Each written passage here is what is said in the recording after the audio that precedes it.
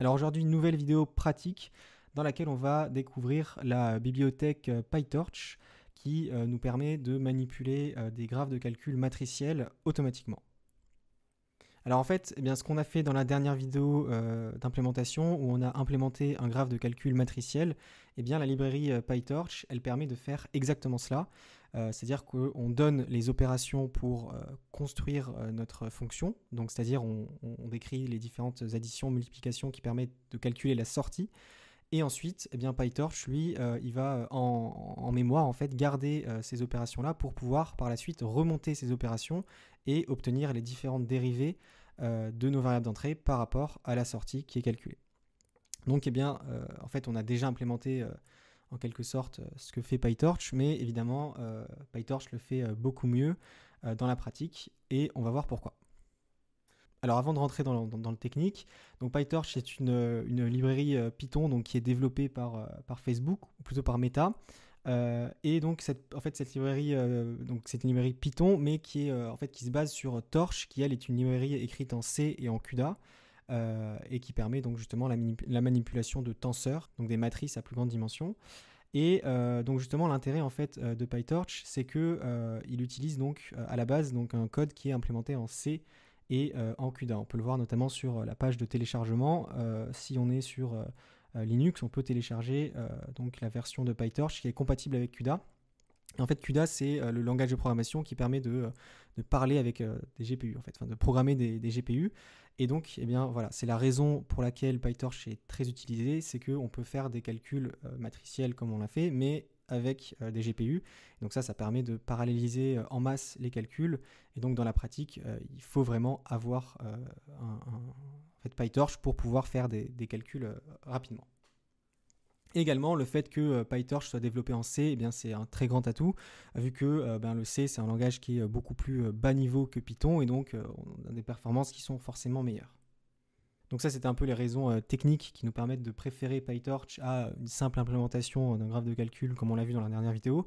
Il y a aussi des raisons plus pratiques, notamment PyTorch est très utilisé par la communauté de machine learning, et il intègre en fait, en plus de ce graphe de calcul et de la différenciation automatique, PyTorch intègre beaucoup de fonctions qui sont très utilisées en machine learning, et notamment pour, en fait, si on veut par exemple donc, entraîner un réseau de neurones, enfin fabriquer un réseau de neurones, on peut le faire avec des produits de matrice un petit peu à la main en PyTorch, mais on peut également utiliser des fonctions déjà faites en PyTorch qui nous permettent directement en une ligne de faire ce que l'on veut avec un réseau de neurones. C'est pareil avec des architectures plus compliquées. Et donc c'est aussi un intérêt de PyTorch, c'est d'avoir des fonctions toutes faites, toutes prêtes pour le machine learning, qui nous permettent de... En fait, il y a des formules qui sont déjà intégrées et qui nous permettent de ne pas tout repasser, de ne pas tout faire à la main. Alors, eh bien, on va découvrir un petit peu eh bien, comment est-ce qu'on manipule PyTorch. On va voir que c'est assez simple. Donc pour ça, il faut évidemment donc importer Torch. Et donc l'objet principal en fait dans PyTorch, c'est ce qu'on appelle donc un tensor. Donc ça peut être en fait soit un scalaire, soit une matrice, un vecteur, ou bien un tableau avec plus que 2 dimensions. Alors par exemple, si on veut initialiser un tensor en fait avec des certaines valeurs, eh bien on va en fait passer par une matrice NumPy et on va la convertir en tensor avec la fonction torch.fromNumPy. Et donc on lui passe eh bien, le NumPy array qu'on souhaite intégrer. Donc eh bien, par exemple, on va en fait on va se baser sur le même graphe de calcul qu'on avait vu dans la dernière vidéo. Donc à noter que là, on passe en fait un NumPy array qui est de type float. Alors PyTorch gère les int bien sûr, mais on travaille tout le temps en fait avec des floats parce qu'en fait il n'effectue la différenciation automatique qu'avec des tensors qui sont de type float. Voilà.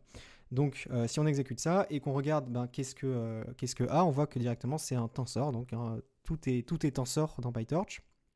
Il a également une valeur et il a également un type donc qui est le torch.float64 qui est le float le plus couramment utilisé en PyTorch. Alors donc on va continuer, donc on va construire le graphe de calcul exemple fil rouge dont on avait parlé dans la dernière vidéo. Donc rapidement, voici ce graphe. On a deux matrices d'entrée A et B que l'on va venir donc multiplier avec le nœud C. Ensuite on va avoir une autre matrice d'entrée, enfin un autre vecteur d'entrée, donc petit d, qu'on va venir donc sommer avec C. Et donc là, on avait la fameuse opération de broadcasting. Évidemment, donc PyTorch gère ce broadcasting. Et ensuite, on avait le nœud de sortie, donc, qui devait être un scalaire, qui était donc la somme de tous les coefficients de la matrice E. Et puis, donc ça, c'était notre sortie. Donc, eh bien, on va reproduire en fait ce graphe de calcul dans PyTorch. On va voir que c'est assez simple. Donc là, on avait initialisé A. On va initialiser de la même manière B. Alors, les valeurs, donc c'était 1, 2, 3, 4. Ensuite, on a C qu'on va calculer par produit matriciel de matrice A et B. Donc ça, on utilise la fonction torch.matpul. Donc là, après, il faut aller voir dans la documentation pour voir quelles sont les différentes fonctions implémentées dans PyTorch qui nous permettent de faire certains calculs. Ensuite, on avait donc le vecteur d'entrée, donc petit d. Donc cette fois-ci, qui était un vecteur de taille 2,1. Ensuite, on avait le nœud E, donc qui est égal à la somme de C et D. Et enfin, on avait J, qui était donc la somme de tous les coefficients de la matrice E. Donc pour ça, on utilise la fonction torch.sum. Donc là, on a fait le forward pass. Donc si on regarde le résultat de J, on obtient bien 40, ce qu'on avait obtenu également dans le forward pass dans la dernière vidéo. Et là, automatiquement, donc, PyTorch a en fait stocké les différentes opérations, notamment la multiplication de matrices, la somme avec le broadcasting et la somme de tous les coefficients. Et ça, il a gardé en mémoire pour pouvoir ensuite faire le backward pass. Comment est-ce qu'on lance ce backward pass? En fait, c'est exactement comme dans la dernière vidéo, hein, c'était un petit peu fait exprès. On part de la sortie et on appelle la fonction backward. Alors là, on va avoir une erreur parce que, en fait, de base, les différentes entrées dans notre graphe de calcul, donc ici, ce sont, en fait, PyTorch appelle ça des feuilles. Ce sont donc A, B et D, donc ce sont les entrées dans le graphe de calcul, voilà.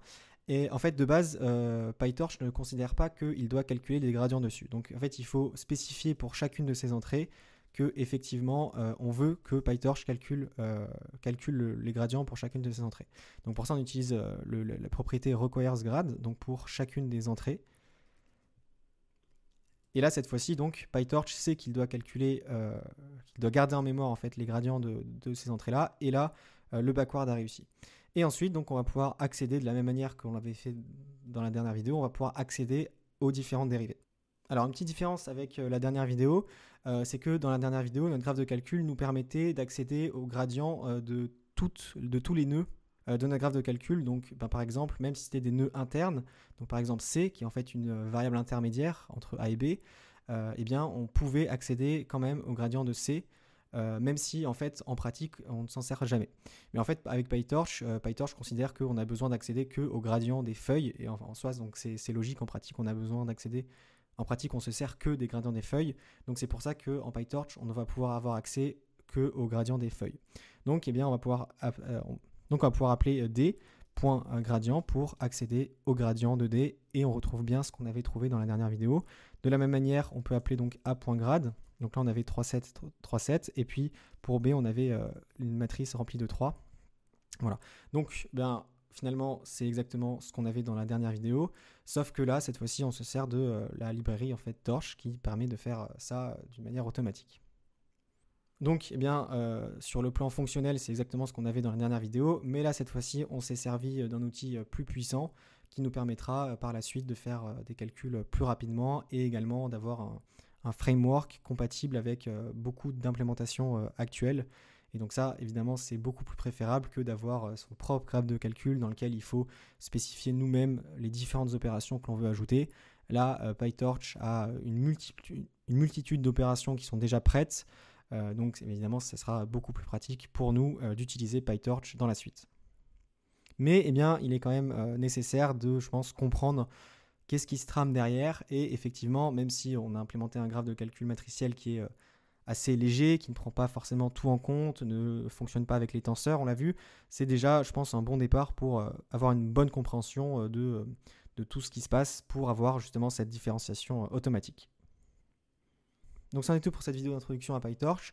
Il y aura peut-être une vidéo qui suivra qui rentrera un petit peu plus dans les détails techniques de PyTorch, tout le fonctionnement interne, parce que c'est assez important quand même de comprendre comment est-ce qu'un tenseur est stocké, comment est-ce qu'on peut le manipuler, changer ses propriétés, etc. Donc ça, on verra ça dans une autre vidéo.